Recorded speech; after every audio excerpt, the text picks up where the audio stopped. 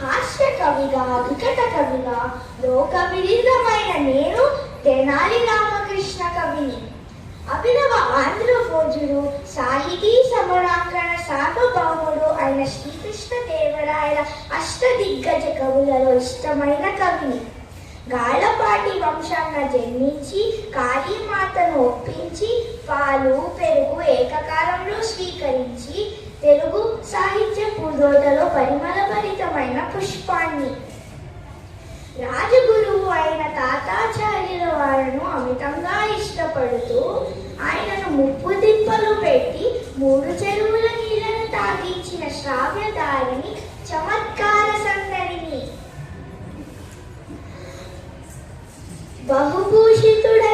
బహుకోవిదుడైన అహంకార భూషితుడైన మాటల కోతల రాయుడు వేదాంత గోవిందుడు ఆ నరస కవిని ఒకసారి సరసమాడి మరోసారి విరసమాడి మేకతోకకు మేకతోక మేకకు తోక మేకతోక మేకతోకకు మేకతోక మేకకు తోక మేకతోక మేకతోక మేకతోకకు మేకతోక మేకకు తోక మేకతోక మేకతోక మేకతోకకు మేకతోక మేకకు తోక మేకతోక మేకతోక మేకతోక తోక మేక మేకతోక మేక మేకతోక తోక మేక మేకతోక మేక మేకతోక తోక మేక మేకతోక మేక మేకతోక తోక మేక మేకతోక మేక.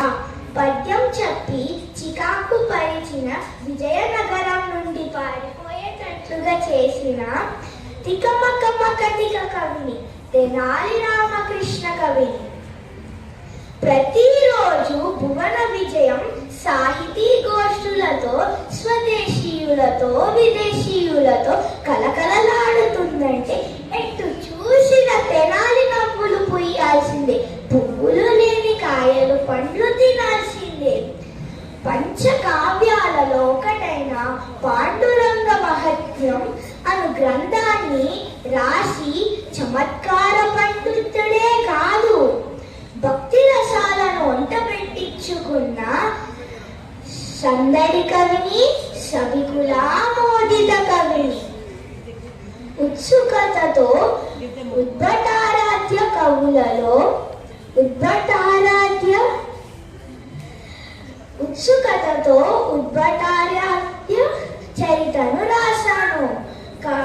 నా కవితలు సృష్టి, తాత్వికత, ప్రబలం, కథా సంరచన విధానం నా నేటి కవులకు కూడా లేదంటే అతిశయోక్తి లేదు. అందుకే కవులలో గతికుడు తెనాలి రామలింగడు అను లోక వ్యవహారిక నామం ప్రతి ఊళ్ళోనూ వాడలోనూ ప్రతి గుమ్మంలోనూ